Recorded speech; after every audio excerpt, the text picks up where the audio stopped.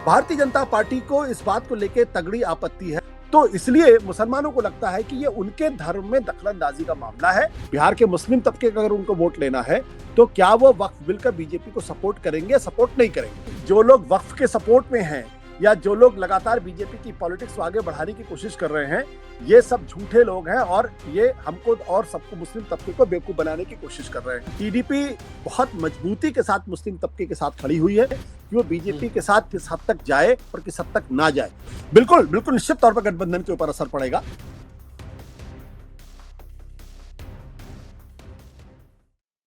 नमस्कार, मैं हूं अंकुर और आप देख रहे हैं सत्येंद्र का खास कार्यक्रम आशुतोष की पैनी नजर। कार्यक्रम में आशुतोष जी खबर की खबर लेकर असली खबर बताते हैं। अब बात खबर की कर लेते हैं। दरअसल 2 अप्रैल को यानी कल लोकसभा में वक्फ संशोधन बिल पेश किया जाएगा। 12 बजे इसको पेश किया जाएगा। 8 घंटे चर्चा का समय ओम बिरला ने दिया है, स्पीकर ओम बिरला ने, और उसके बाद बिल पास किया जाएगा। इसके बाद सबकी नजरें अब इस पर आ गई हैं कि जेडीयू और टीडीपी क्या करते हैं, क्योंकि दोनों पार्टियों के जो वोटर हैं वो माइनॉरिटी भी है और बिहार में विधानसभा के चुनाव भी होने हैं। विपक्ष इसको खुलकर मुद्दा भी बना रहा है। अभी रमजान का जो समय था उसमें भी दिख गया था कि कुछ संगठनों ने, मुस्लिम संगठनों ने नीतीश कुमार का जो कार्यक्रम था उसमें वो शामिल नहीं हुए थे। इसके बाद क्योंकि ये जरूरी इसलिए है बिल के लिए लोकसभा में, खासकर क्योंकि बीजेपी लोकसभा में उसके पास बहुमत नहीं और 12 विधायक जेडीयू के, 16 विधायक टीडीपी के, ये जिधर भी वोट डालेंगे उधर निर्णायक भूमिका इनकी रहेगी। अब दोनों के वोटर तो माइनॉरिटी हैं, लेकिन अभी तक जो इन्होंने फैसले लिए हैं वो कुछ खास बीजेपी के सपोर्ट में रहे। लेकिन अगर इन्होंने अब भी इस बिल का समर्थन किया, बीजेपी का साथ दिया, तो क्या होगा, और अगर नहीं दिया तो बीजेपी क्या गठबंधन में दरार आएगी, ये भी एक सवाल है। इसी मुद्दे पर करेंगे चर्चा आशुतोष जी के साथ और उनसे जानेंगे कि जेडीयू और टीडीपी क्या करने जा रहे हैं। सर, 12 बजे कल परीक्षा है, परीक्षा में पास होंगे या फेल? देखिए, अभी तो कहना थोड़ा सा मुश्किल है कि पास होंगे या फेल होंगे, लेकिन एक बात पहले समझनी पड़ेगी। सबसे पहले हमारे दर्शक ये जानना चाहेंगे कि आखिर ये वक्फ बिल है क्या। तो सबसे पहले ये समझना पड़ेगा वक्फ क्या है। वक्फ दरअसल मुसलमानों के अंदर एक बहुत ही मजबूत एक इंस्टीट्यूशन है, जिसमें यह कहा जाता है कि जो लोग सक्षम लोग होते हैं और जो समाज के लिए कुछ करना चाहते हैं, जैसे मान लीजिए किसी के पास बहुत ज्यादा जमीन है, किसी के पास 50 एकड़ जमीन है, किसी के पास 100 एकड़ जमीन है और वो समाज के लिए कुछ करना चाहता है, तो वो अपनी जमीन को अल्लाह के नाम पे वक्फ कर देते हैं। यानी ये जमीन अब अल्लाह के नाम पे उन्होंने समाज को दे दी और समाज के हक के लिए, समाज के हित के लिए उस जमीन का इस्तेमाल होगा। या उसमें मदरसे बन सकते हैं, उसमें स्कूल खोले जा सकते हैं, उसमें गरीबों के लिए बहुत कुछ और दूसरे इंतजाम किए जा सकते हैं, उसको वक्फ कहते हैं। और दरअसल वक्फ की जो प्रॉपर्टी होती है वो किसी इंसान की प्रॉपर्टी नहीं होती, बल्कि उसको अल्लाह के नाम की प्रॉपर्टी के तौर पर जाना जाता है। भारतीय जनता पार्टी को इस बात को लेकर तगड़ी आपत्ति है। आपको ध्यान होगा कि वो लैंड जिहाद नाम का एक आंदोलन भी चलाने की कोशिश करते हैं। बार बार कहते हैं देखिए मुसलमान तो जमीन पे कब्जा करने की कोशिश कर रहे हैं। कभी लव जिहाद के नाम पे कहते हैं देखिए ये तो जो हिंदू और लड़कियां हैं उनको बरगला के अपने धर्म में लाने की कोशिश करते हैं। इसी तरीके के तमाम जिहाद का ये आगाज करते रहते हैं। तो ये जो बिल है, इस बिल के माध्यम से भारतीय जनता पार्टी का ये आरोप है कि वक्फ के बहाने जो है वो बड़े पैमाने पर जमीनों पर कब्जे की कोशिश की जाती है, जमीनों पर कब्जा किया जाता है और उसके माध्यम से तमाम गलत काम किए जाते हैं। लिहाजा जो वक्फ की जमीनों का जो मैनेजमेंट है उसमें थोड़ा बदलाव करने की जरूरत है। अब जब ये वक्फ का बिल आया तो इसमें एक जो बहुत ही विवादास्पद धारा थी वो ये कि वक्फ के मैनेजमेंट में जो गैर मुस्लिम है उनकी भी हिस्सेदारी, जिसको लेकर मुस्लिम तबका काफी नाराज है।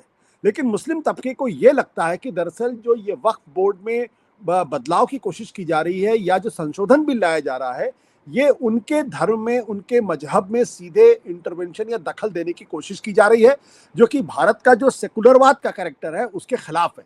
क्योंकि भारत के संविधान के मुताबिक हर धर्म के लोगों को, हर मजहब के लोगों को अपने धर्म का पालन करने, उस धर्म के कर्मकांड को करने और उस धर्म में अपने हिसाब से चीजों को आगे बढ़ाने की इजाजत दी गई है, जब तक कि आप किसी दूसरे का नुकसान नहीं करते हैं।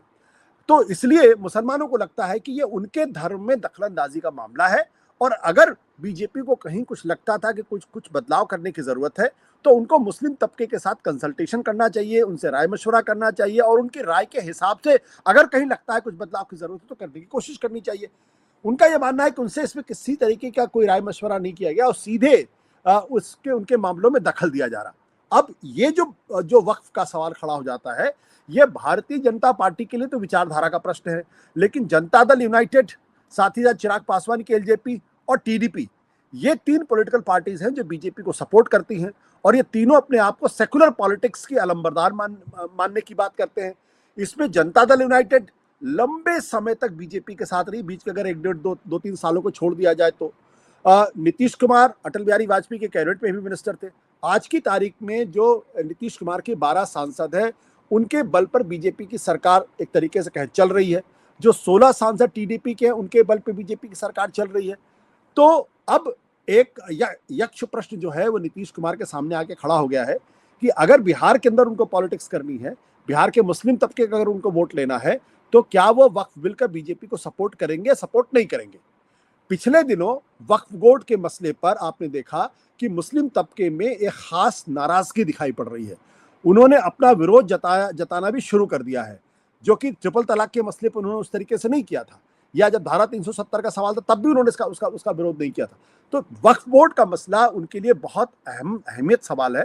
इसलिए पिछले दिनों जब रोजा इफ्तार की बात हुई, तो मुस्लिम संगठनों ने चिराग पासवान के रोजा इफ्तार का बहिष्कार भी किया, और एक तरीके से ये भी उनकी तरफ से बयान जारी किया गया कि जो लोग वक्फ के सपोर्ट में हैं, या जो लोग लगातार बीजेपी की पॉलिटिक्स को आगे बढ़ाने की कोशिश कर रहे हैं, ये सब झूठे लोग हैं, और ये हमको और सबको, मुस्लिम तबके को बेवकूफ बनाने की कोशिश कर रहे हैं। तो चिराग पासवान के इफ्तार का विरोध पहला सब संकेत था कि वक्फ में अगर चिराग पासवान सपोर्ट करेंगे तो उनको दिक्कत हो जाएगी। इसी तरीके से जनता दल यूनाइटेड के नेता नीतीश कुमार जब गांधी मैदान में गए और वहां उन्होंने नमाज रोजा इफ्तार में हिस्सा लेने की कोशिश की, तो वहां भी मुस्लिम तबके ने उनके साथ बहुत ठंडा बर्ताव किया। तो एक दबाव उनके ऊपर जरूर है, लेकिन एक तीसरा जो पहलू उसका यह है कि वो विधानसभा के चुनाव होने हैं, और विधानसभा के चुनाव में नीतीश कुमार की पूरी कोशिश है कि बीजेपी खुलकर सामने आए और उन्हें ये वायदा करे कि अगर एनडीए की सरकार बनने की स्थिति पैदा होती है तो नीतीश कुमार ही मुख्यमंत्री होंगे, जो बीजेपी उनको वायदा करने की कोशिश नहीं कर रही। ऐसे में वक्फ बिल के माध्यम से नीतीश कुमार, जनता दल यूनाइटेड, ये बीजेपी के साथ किसी तरीके की साठगांठ कर सकते हैं, बार्गेनिंग कर सकते हैं और ट्रांजैक्शनल पॉलिटिक्स को अंजाम दे सकते हैं। जहां तक टीडीपी का प्रश्न है, टीडीपी बहुत मजबूती के साथ मुस्लिम तबके के साथ खड़ी हुई है, और 4% रिजर्वेशन वो आंध्र प्रदेश में जब उस पर बीजेपी के लोगों ने सवाल खड़ा किया था कि मुसलमानों को रिजर्वेशन नहीं देना चाहिए था, तब चुनाव के नतीजे आने के फौरन बाद उन्होंने कहा था कि वो किसी धर्म के लोगों को रिजर्वेशन नहीं दे रहे हैं, बल्कि ये अफर्मेटिव एक्शन है। तो टीडीपी के सामने भी एक बड़ा प्रश्न है कि वो बीजेपी के साथ किस हद तक जाए और किस हद तक ना जाए। अभी तक दोनों ने अपने पत्ते पूरी तरीके से साफ नहीं किए, इसलिए थोड़ा सा कहना मुश्किल है कि इनकी राय क्या होगी।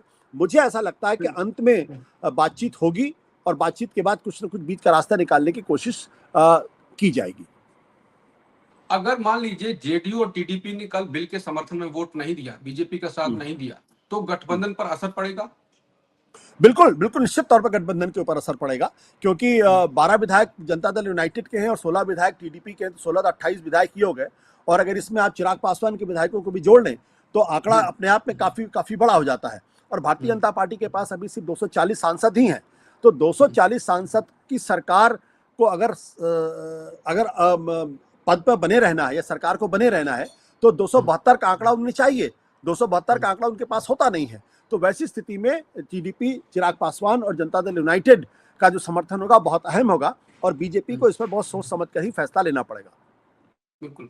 अब अगर क्या आपको ऐसा लगता है कि टीडीपी और जेडीयू और आगे चिराग पासवान कोई संशोधन का सुझाव दे सकते हैं कि इस बिल में इतना संशोधन कर दीजिए जिससे सरकार और वोटरों के बीच संतुलन बनाया जा सके, बैलेंस हो सके? ये भी एक रास्ता हो सकता है क्या? हाँ बिल्कुल, ये भी एक रास्ता हो सकता है, और ये भी हो सकता है कि जनता दल यूनाइटेड इस तरीके का संशोधन देने की कोशिश करे जो बीजेपी मानने को तैयार ना हो। तो वैसे में बीजेपी के सारे सांसद वहां पे पक्ष में वोट करें, जनता दल यूनाइटेड बीच का रास्ता निकालने की कोशिश करे, और वो गठबंधन भले ही ना तोड़े, लेकिन वो वॉकआउट कर सकती है, वोटिंग के समय हिस्सा नहीं ले सकती है। वैसी स्थिति में भी ऐसी स्थिति बन जाएगी जिससे बीजेपी के लिए इस बिल को पास करा पाना काफी मुश्किल काम होगा। बिल्कुल। तो जो निष्कर्ष निकला वो ये है कि अभी तो नहीं पता कि जेडीयू और टीडीपी, चिराग पासवान, बाकी लोग क्या करते हैं। वोटर उनका है, बिहार में परीक्षा भी है, चुनाव भी है, और कल 12 बजे इनकी परीक्षा का जो रुझान होगा तो देखने लगेगा कि क्या पास हो रहे हैं या फेल हो रहे हैं या अपनी राजनीति पर बट्टा लगाने की कोशिश करेंगे या बीजेपी का साथ देंगे। कल 12 बजे। नमस्कार।